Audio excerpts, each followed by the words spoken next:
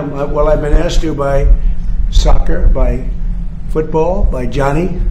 Johnny's done a great job. Oil prices have come down so much, and we are not seeing anything at the pump by comparison to what it should be. A strong member of NATO. Yeah, I'm going to probably do something that's going to make him very happy.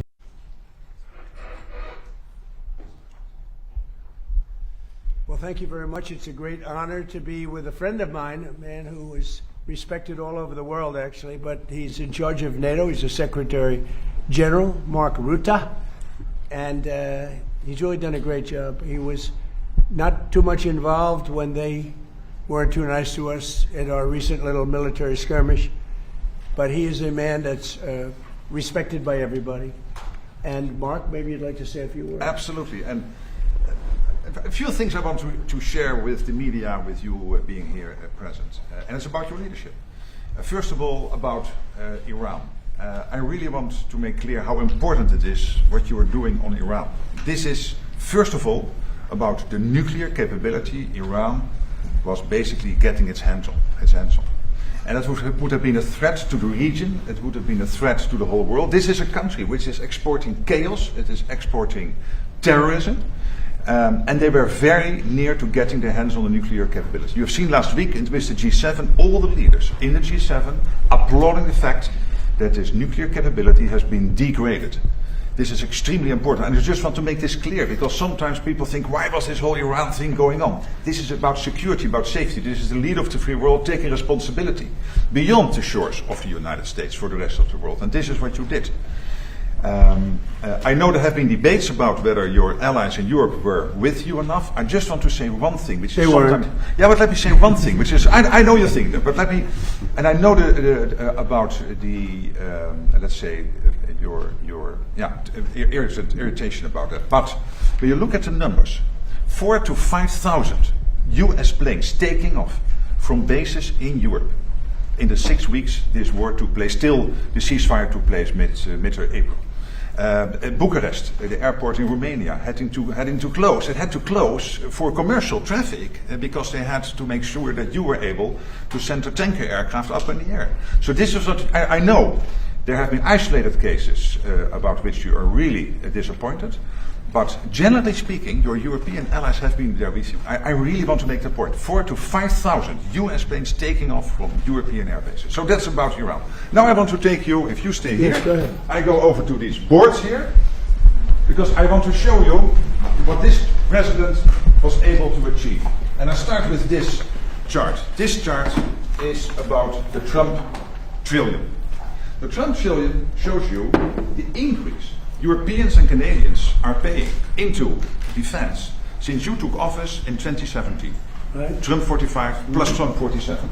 A total of extra spent by the Europeans and the Canadians of 1.2 trillion. When you look at the effect of Trump 47, so the isolated effect of the extra defense spending in 2025 and in 2026, you see almost $140 billion extra spent nominal on defense by the Europeans and the Canadians, and also this year you will again see an increase by about 120 billion, which brings the total in 2 years of over $250 billion. I can assure you this is because of Russia, because of the threat, but I'm also absolutely convinced that you being President of the United States, being consistently pushing for something which since Eisenhower has not been achieved, which is the Europeans equalizing their defense spending with the United States, this is your evidence. Then, when it comes to jobs, look here. In total, 195,000 jobs being supported by investments. Investments from European companies into the United States, 83,000 jobs supported by that. 112,000 jobs created by the fact that Europeans are massively, about half of all their defense spending when it comes to defense industrial output is spent in the United States. 112,000 jobs.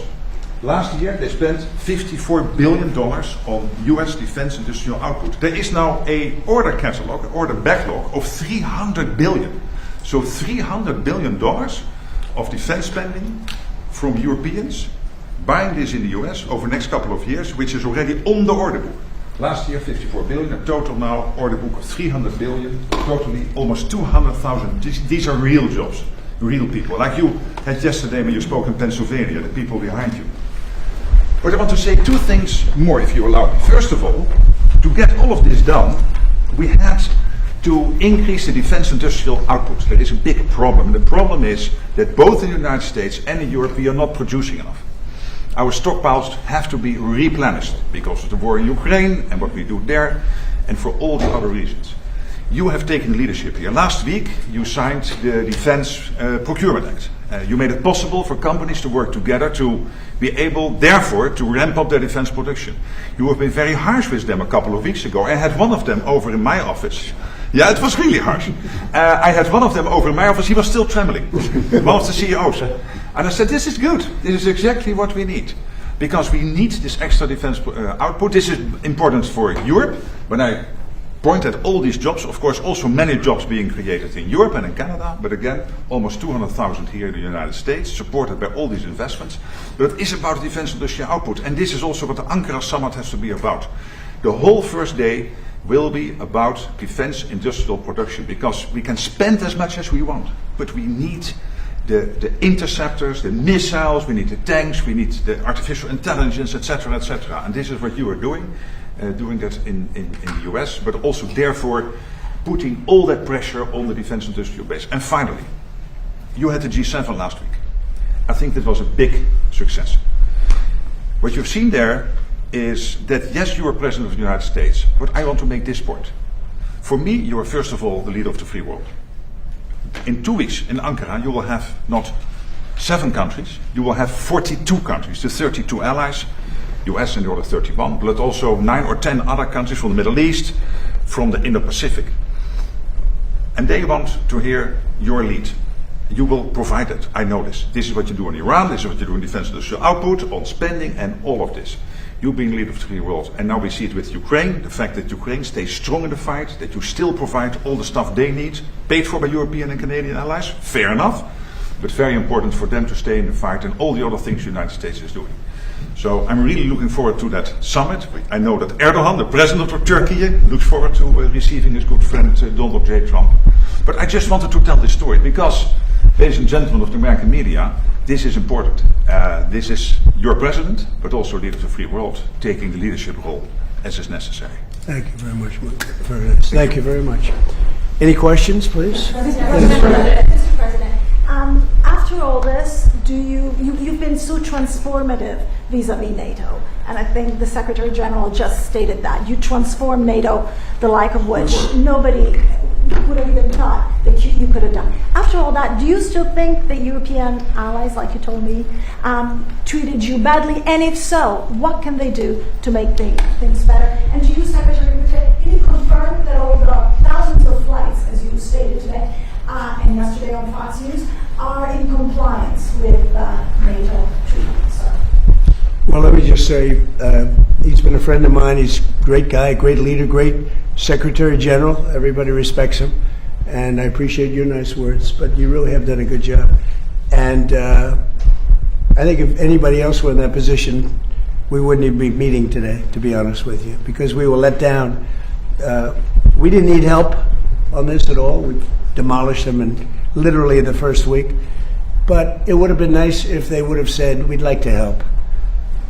We didn't even need it, but it would have been nice if they said that. They didn't say it. But as Secretary General, and he's the boss of the whole operation, he was, I believe if I would have called him, and I didn't bother doing that because I was doing individual countries just to take the temperature and see how they were doing. But I think if I would have called him, he probably would have found a way to help if we needed it. I feel, would have been a little bit different. But I was disappointed. I was disappointed with Italy. I was disappointed with the UK. He's now gone. And, he had a lot of problems. But we were disappointed with the UK. We were disappointed with Germany and France. We were disappointed with most of them. Spain is a horror show. Spain is terrible, even from your standpoint. I mean, they don't want to pay anything. They think they're in for a free ride. Spain is not a good group. Not a good group at all. But I have great respect for this man. And so we're going to be discussing what took place, and we'll see what happened. Thank you. Good question. Can I answer to your Yes. second question? Because I don't have many disagreements with the President of the United States. Here I have slightly, because I do agree there is reason for disappointment, absolutely. But my argument is this. These are isolated cases. When you look at the take for example Germany. From day one, they delivered on their these are bilateral commitments, a bit of the techniques of this, but the technology, but these are bilateral commitments these countries are having with the United States. So this is not, strictly speaking, NATO. Bilateral commitments, they all did what they promised to do. And this led to between 4,000 and 5,000 US planes taking off from Europe. I would argue it would have been very difficult to do Iran without having Europe as a power projection platform for the United States. But again, he's right. There is also reason for disappointment. It is a mixed bag. Well, the big question is, are they paying the 5%? They agreed 6 months ago when we were together to pay 5%.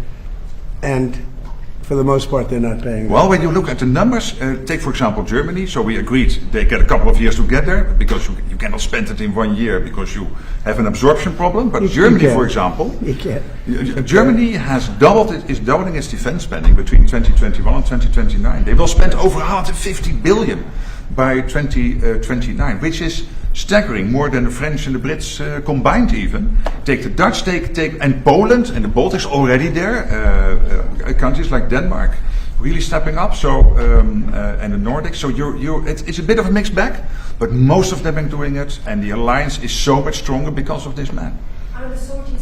Please, yellow dress. Thank you, Beth Turner from GB News. You mentioned that our Prime Minister has got one foot out the door. The new guy's coming in, Andy Burnham. What do you know about him, Mr. President? And what does he need to do to improve the relationship between our two countries? The new incoming Prime Minister, Andy Burnham. I don't know anything. I see that he was, I guess, the mayor of a town. I hear he's extremely liberal. Extremely. So that means he probably won't open up the North Sea. You know, I gave Keir Starmer some pretty good advice. I said, open up the North Sea. Go to Aberdeen, which was the hottest city in the whole continent. It was the oil city. It was the oil of Europe, and they closed everything. It was terrible. I saw it before my eyes, and I couldn't believe it. The North Sea is loaded. I have had every oil company come to see me. Sir, could you give us access to the UK? We would do anything to drill in the North Sea, and they haven't even found what's there. The amazing thing is they buy their oil from Norway, which gets the oil from the North Sea. Think of it. And they pay a big premium. Norway's got now $2 trillion in the bank, and UK is dying. So they should open up the North Sea. It's an easy one. And a lot of good things are going to happen. It's among the greatest fields in the world. Peter? President Trump, great night for Democratic Socialist candidates last night. In the New York primaries, they swept and knocked out 2 incumbents. You're from New York. Why do you think it is that now the endorsement of Zohran Mamdani means more than the endorsement of Hakeem Jeffries? Well, they're going radical left. They're going really, you talk about the Democrat socialists. It's really communist. These people. I watched that woman last night. That's not a socialist. I know socialists. That woman is a communist. And you know what they don't say is that I was 16-0 last night, but mine were a little more boring, a little more mainstream. They were Republican conservatives, but we were 16-0. And if you look over the last 2.5 years, we're about 347 and just about 0. That's pretty good. But nobody writes that. But he picked 3. They won. They beat a guy named Dan Goldman, who's a loser. He was one of my prosecutors, one of my many prosecutors that they used on me. Dan Goldman, not a good prosecutor, fortunately, but he's now looking for a job. I was very surprised to see, because he's a pretty liberal guy. When they go more liberal than Dan Goldman, they're really into Never Never Land. Does this tell you that the Democratic Party's 2028 nominee will likely be, or could likely be, a Democratic Socialist? Well, it should make it easier for Republicans, because most of the nation is composed of sane people. They don't want to... if you look throughout history, go back thousands of years, you've always had socialism and communism by different names. It's never ever worked. It's not going to work this time either. Yeah, please, go ahead. Thank you very much, sir. As a Turk myself, Whose phone is it? Don't worry about it. Who's calling you? as a Turk, Fire. as a Turk myself, I can tell you with great confidence that your presence in Ankara is eagerly anticipated. What's your message to your great friend Erdogan and the Turkish people? Because you're going to be there in less than 2 weeks. From Turkey? Yeah, I'm a Turk myself. Well, And I like him. He's a friend of mine, and he stayed out of the war. You know, he was a prime candidate to go into the war with Iran, maybe on the Iran side, because he's not a big fan of Israel, as you know. And I asked him to stay out. He stayed out. And you know who else was great? Was President Xi of China. He could have come in. He gets half of his oil from that area. You know, I could see him wanting to, and I asked him to please stay out, and he did. We did a good job. But he stayed out. Erdogan's a great leader, very strong person, great military. And I asked him to stay out, and he did. And so did President Xi. And frankly, so did Putin, if you really look. But you could say that Vladimir has some other things to focus on. But they all stayed out. I mean, it was pretty amazing. People were surprised. And I think that Erdogan he loves Turkey, right?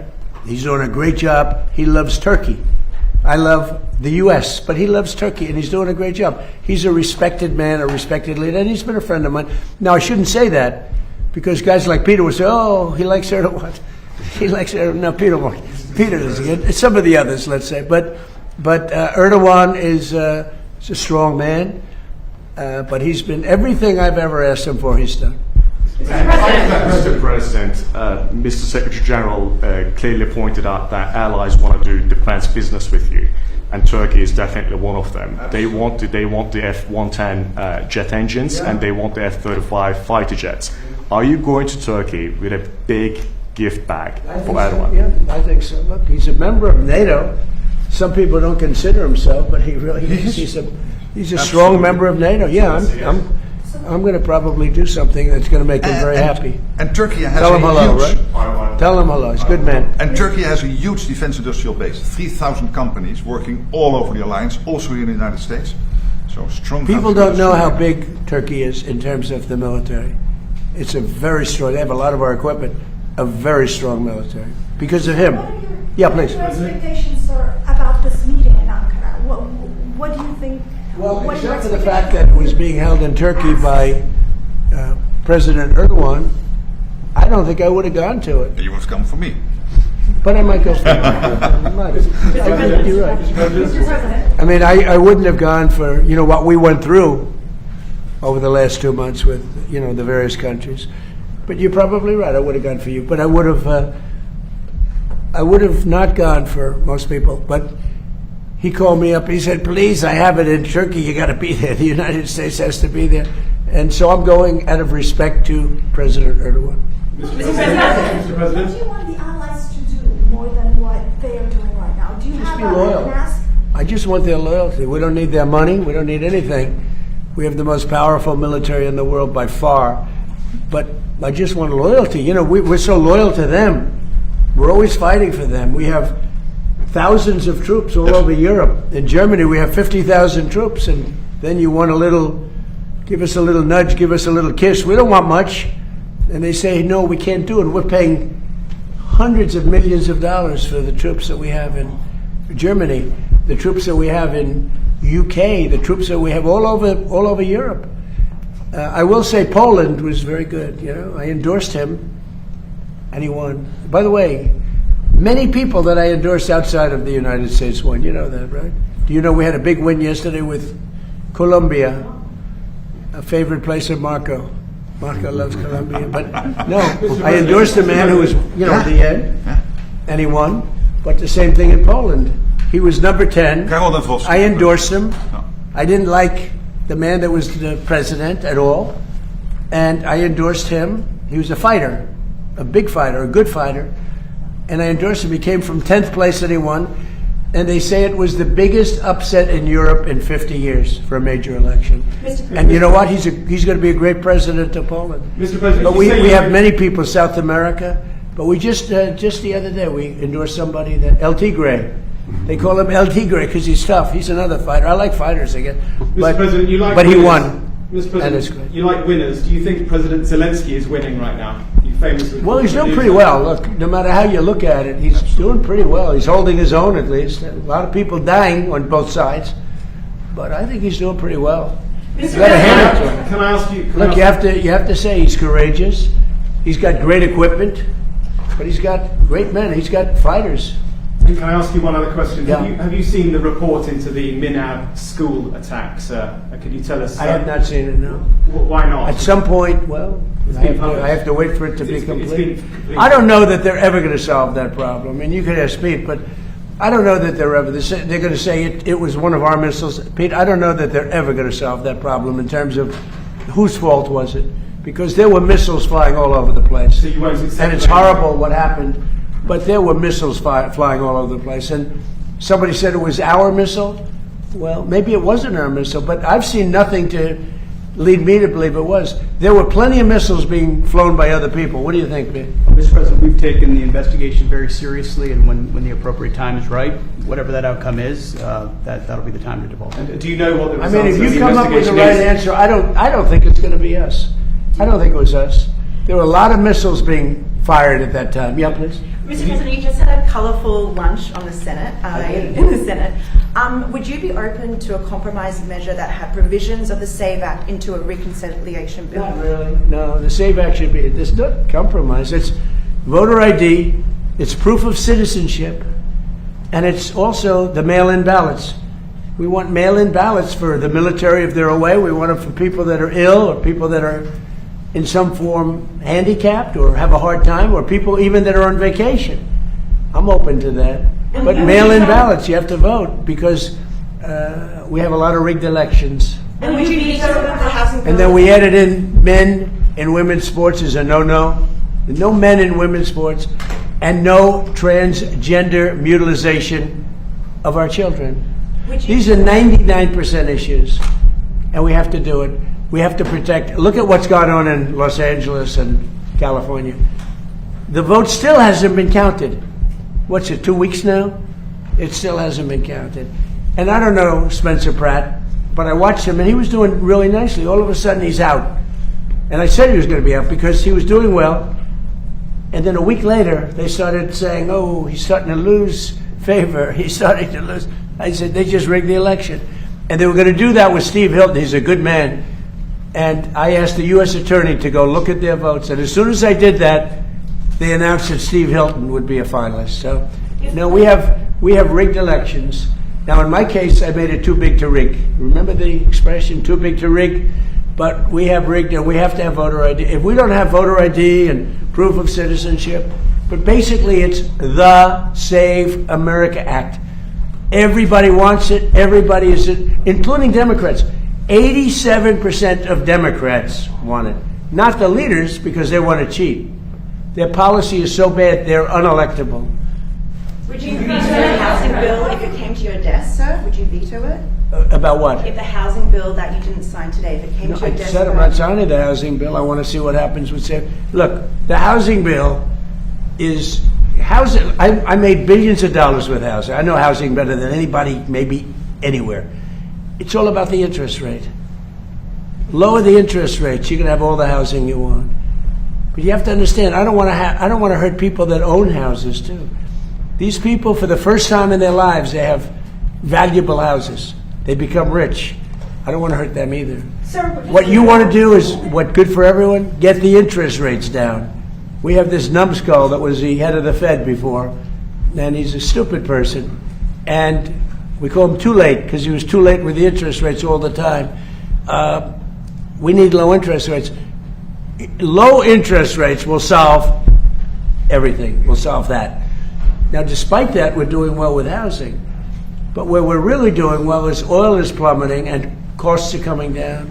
Affordability, we're doing great. The Democrats gave us a tremendous affordability problem, and we're reducing prices a lot. Our new Prime Minister will be installed in a matter of weeks, could be 3 or 4 weeks. Would you want to be the first person on his list to visit globally? No, but I think we're probably of a different persuasion. He's very liberal. But, I got along well with Starmer. I disagreed with Starmer. I said, you have two problems, immigration and energy. And crime, too, by the way. Crime. You have a terrible mayor of London, by the way. I don't want to cause any problems, but your mayor of London is grossly incompetent, a bad person, and a horrible representative for your country. You know that. That's why you're smiling and laughing, and it's true. But you know that. The mayor of London is a horror show. But you have a crime problem. You have an immigration problem. The immigration helps cause the crime, by the way. And you have a tremendous energy problem. You're building stupid windmills all over the country, and they don't do the job. You have the greatest oil field in the world, one of them. It's called the North Sea oil. All you have to do is bid it out to Exxon, Chevron, Shell, British Petroleum. They're begging to go there and pay billions of dollars. And because the left is so crazy, they don't want the money. And the country is losing, it's going to go, your country is going to go bankrupt. Think of it, you have one of these, now most countries don't have that. You have the North Sea oil, and you have the best part of it. Think of it, you go to Norway, who doesn't have the best part of it, and you give them, and they have $2 trillion in the bank. They have $2 trillion, maybe more, because the UK pays them all this money, and others. But you have one of the greatest fields, and I told this guy 15 times, and he wouldn't do it. I said, you're going to lose your prime ministership. And he did. In fact, I called it about 3 days early, right? Remember I said he was leaving? I wonder if that nudged him out. Mr. President, on Ronald Reagan, sir, would you block a final Iran deal if it included any kind of fees on shipping or maritime activities? It would be unacceptable to me. Because we have numerous straits, and if you did that for them, you'd have to do it for other people. You have other straits. I wouldn't allow it there either. Yeah, it would be a game changer. And have you made progress on munitions building in Europe? That's obviously something. Yeah, we always make progress. Some of the countries that he represents are as good as him. He's great. They're lucky they have him. They're lucky they have that guy. And the production. Okay, behind you. How do you think that Congress voting to end the war with Iran, even in a non-binding way, impacts your negotiations with Iran? So, we're doing great in our negotiations with Iran. Right in the middle of one of the key things, which we're going to get anyway, we have breaking news. The Senate has voted that they'd like Trump to stop the war. So Iran sees that and they go, what's that all about? Now, it's meaningless, right? But I had lunch with them. We had 4 Republican senators and all Democrats. Democrats, they want to lose the war because they're stupid. That's why we call them Democrats, I no longer use the E. I've changed the E into a U. We call them Democrats. They're dumb. Their policy is so bad. That's why they are opposed to the Save America Act because they don't want voter ID. They don't want proof of citizenship. You know why? Because they have to cheat. Their policy is so bad that if they don't cheat, they wouldn't win an election. They're phenomenal cheaters, and they stick together.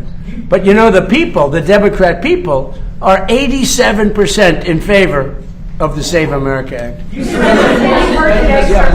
Mr. President. Last night, of course, as Peter pointed out, we saw the Mamdani-backed candidates win in Jeffries and Schumer's backyard. You told me in October that Schumer was gonzo and that Mamdani was the leader of the party. Does the last night's results affirm that assessment? Well, Schumer's lost his way. He's become essentially a Palestinian. I think it's the greatest transformation of a political position I've ever seen. Chuck Schumer, who was a strong supporter of Israel, and he's become 100% Palestinian. In fact, I've asked for a beautiful, beautiful silk outfit to be sent in the Palestinian tradition. I'm going to send it to him as a birthday present. Now, it's the greatest transformation of a political ideology I've ever seen. Chuck Schumer is Jewish, and he was a strong supporter of Israel. Not that strong, because he let the Obama, even though he was opposed to it, He let the JCPOA get through. He could have fought that harder with Barack Hussein Obama. Have you heard of him? So, but Chuck Schumer's a Palestinian now. Sad. And Yeah, do Democrats have a problem on their hands now that, you know, Obama and Mamdani, they're two true leaders. Neither of them can run for president in 28. Well, you know, Mamdani was here, as you know, twice.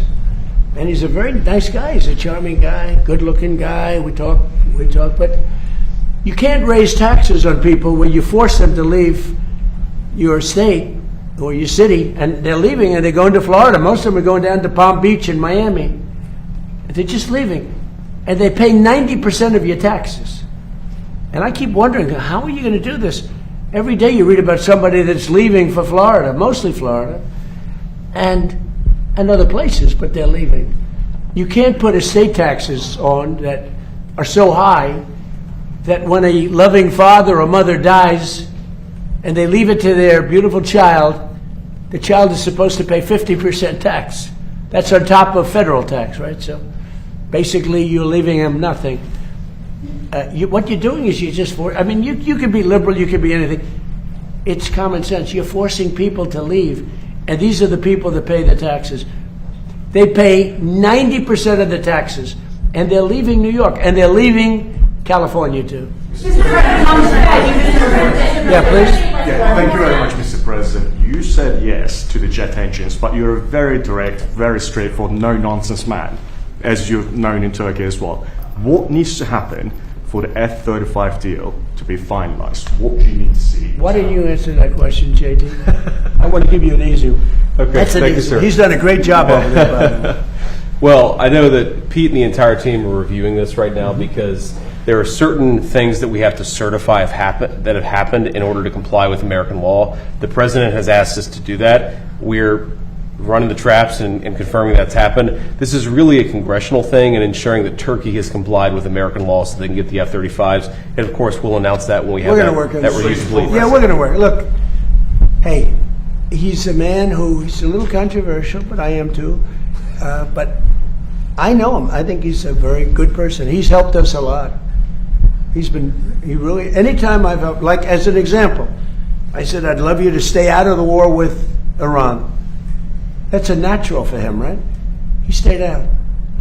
I like him. A lot of times when they have a problem with Erdogan, they call me and they say, would you talk to him? They'll call me. They'll say, could you do me a favor and talk to him? You have a question in the back? No, yeah, in the back. I love your questions, but you asked a lot. Thank you, Mr. President.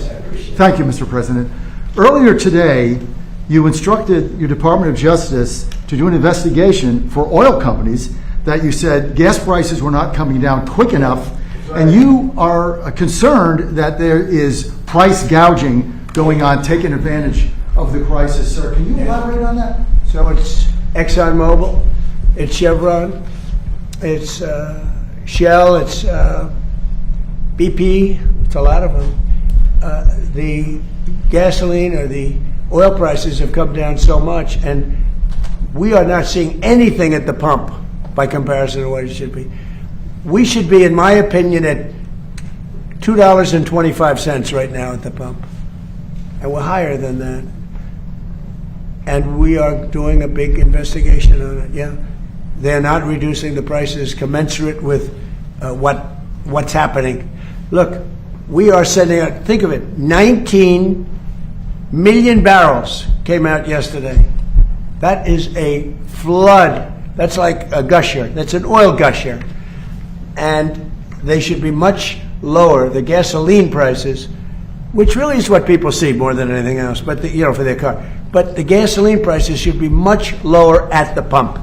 And the oil companies are possibly gouging. I hope they're not, otherwise they're going to be in big trouble. They're going to be in big trouble. We're not going to play games. Mr. President, have you spoken to them, sir? Have you spoken to the oil executive today about this? I told them, don't gouge our people. Mr. President, there's a report that you're going to present the World Cup at the front, like the final. I am. Well, I've been asked to by soccer, by football, by Johnny. Johnny's done a great job. By the way, how hot is this? And the Dutch are doing very well. How hot is it? You're doing well. We're doing very well. Maybe we'll play you in the finals. No, but how hot? And they'll have to beat it. How hot has it been? It's been great. You know, they came to the United States, which isn't a big, as they would say, football, but we can't because it's too confusing. We say soccer, but it's not very big at that. And this is the biggest they've ever had. They've never had anything like it. The numbers are bigger than any number, and there's great spirit. There's tremendous. The Dutch King and Queen. I think Johnny has done a fantastic job. And yes, he has asked me to hand out the cup. And will the fencing around the reflecting pool be down by July 4th, or is that going to be... The pool? Yeah. It's in great shape. No. Ready? Thugs. They just told me a little while ago, 6 have been arrested, and like 6 or 7 are under investigation. They have pictures and everything else. They went to the bottom, and it's not a paint job. It's very expensive. It's not rubber, but it's like rubber. And they went down with probably a box cutter or a very sharp razor of some kind or a knife. And they cut, and then they started ripping it up. You know why? Because they're sick people. And then the side of the pool, right at water level, they took razors and they started cutting this, very expensive stuff. It's incredible stuff. It's beautiful. And it's still beautiful. But we have one area where they cut it. It's still holding. It's not leaking. But they heard it. So in about probably maybe after July 4th or maybe before, I don't know, we'll let a little water out because it's at the edge. They'll cut it. They'll replace it. And it'll be as good as new. But these people should go to jail for a long time. There's a statute that I signed when I had my first term that if you do anything to hurt statues or monuments, fountains in Washington, D.C., or federal fountain. It's actually federal all over the country, but you go to jail for 10 years and there's no shortcuts. In other words, it's not 5 years for good behavior. It's a very tough statute, and so tough that it really hasn't been used very much over the years. But I used it when they had a problem in Washington where they were trying to hurt, the sickos were trying to hurt things, and I announced it. As soon as I announced it, read it, announced it, and I said 10 years for anybody, everybody dropped what they had, including ropes. They had ropes. They were tying ropes around Thomas Jefferson's head, Andrew Jackson right up there. They had a rope around his head on that incredible statue outside. As soon as I invoked it, everybody left. That's still in play. They could go to jail for 10 years. They better be careful.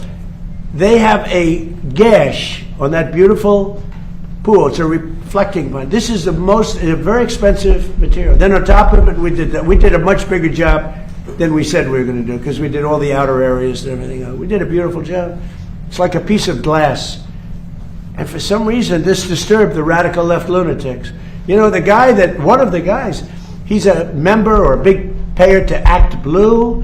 He's a big Hillary supporter. He's a big supporter of Sleepy Joe Biden. This is a very political thing. But as I understand it, 6 are under arrest. This was pure vandalism. It's an amazing thing that we did. Don't forget, it hasn't worked properly since it was built because it always leaked in 1922. So it was built in 1922. So that's 100 years more ago. It's never worked properly. I always say it had great potential. And I said in my first term, I'm going to do something. So Biden and Obama, between the two of them, spent over $100 million. It was a disaster. Obama, because of the environment, took the water from the Potomac, and it was horrible. It was bad. I don't want to have to tell you what happened, but it was really bad. You can read about it. Biden, he didn't have any idea what the hell they were doing because he didn't know what anything was happening. But they spent over $100 million. We spent 14 or 15 and a lot less than that because a lot of these people work for the Parks Department anyway, so they're going to work. So I would say a lot less. And we put a great surface on. This is a world-class surface, and it looked beautiful. But they came in and they cut it, and then they grabbed it and they pulled it up. That's why it's all ripped. And who would even think of that? They're sick people. So I think they're in big trouble. But here's the bottom line. We temporarily patched it, even though we stopped the leak. It's so good that it with all that damage they did, it's not leaking. And it looks really beautiful. I just had pictures taken. It's reflective. It's beautiful, like it did a week ago. And then we're going to let a little water out because you have to let the water out to fix it. We're going to fix it, and then the water goes back in. It won't take long. We may do it before July 4th, or we may do it just after July 4th. Now, we have it a little bit fenced off because we have a big fireworks display. And tonight, I'm making a speech. And people like my speeches. But I guess we're going to have a lot of people over there. But tonight, we're going to have a lot of good entertainment. One of the greatest opera singers in the world. We think he's great. Lee Greenwood's going to be singing our favorite song. And we have a lot of great things, but I think I speak at about 7 o'clock tonight. So that's over at the mall. No, but the water looks great. But we will do the final fix-up. But just remember this. They took razor blades 350 feet. Coming from where he comes, they don't do that. They took, maybe a little bit. They took razor blades and knives, and they cut patches like that. 350 feet long. A lot of them are like a foot. They cut the lining. And there's pictures of the guy bending over. I don't know if anybody saw that, but there are pictures of the guy. And you say, who would do that? Maybe it's Trump derangement syndrome. You know, we fixed over 50 fountains and monuments in the city. The city is the safest it's ever been, ever. We have virtually no crime. We're crime-free. When we came here at the beginning, it was a horrible, crime-ridden city. And we have no crime, virtually no crime now. Everything's fixed. We have new grass. We took miles. We took so much. Nobody's ever seen anything like it. Everything had graffiti on it. It's all gone.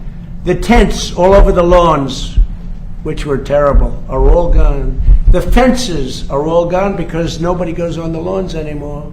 But we fixed those. You know, grass has a life just like people have a life. And we fixed the lawn, and it will be fixed. Now, one of the other things they did a job, around the reflecting pool, we have a huge field of grass. They poured acid on the grass. The same people, I guess. They poured acid. So that's in the process. It killed, acid kills grass quickly. So that's being fixed. But the reflecting pool is great, and it's going to look beautiful. It's so sad to see what they did. And then the fake news tries to say, oh, well, it didn't work. Of course it worked. Everything I do works. What I do works. What I do best is build. And we fixed, I think it's 52 fountains. All over the city they're talking about it. But you know the biggest thing is we have one of the safest cities. If you would have come here 2 years ago, you had a good chance of being mugged, although you're a very big guy. They would have mugged him up. They would have beat the hell out of him. He would have said, I'm never going back. Now you can walk with your beautiful wife. You can walk with your friends down to a restaurant. You know, we were losing all our restaurants. Nobody wanted to go out. Even if you got into the restaurant, they'd rob you when you were in. Now you can't get into a restaurant, but the restaurateurs are opening restaurants all over the city. I'm so proud of it. Also, Memphis, take a look at Memphis. Take a look at in Louisiana. Take a look at what's happened. What we've done in Louisiana with New Orleans is incredible. The Governor Landry, called me. They just had Mardi Gras.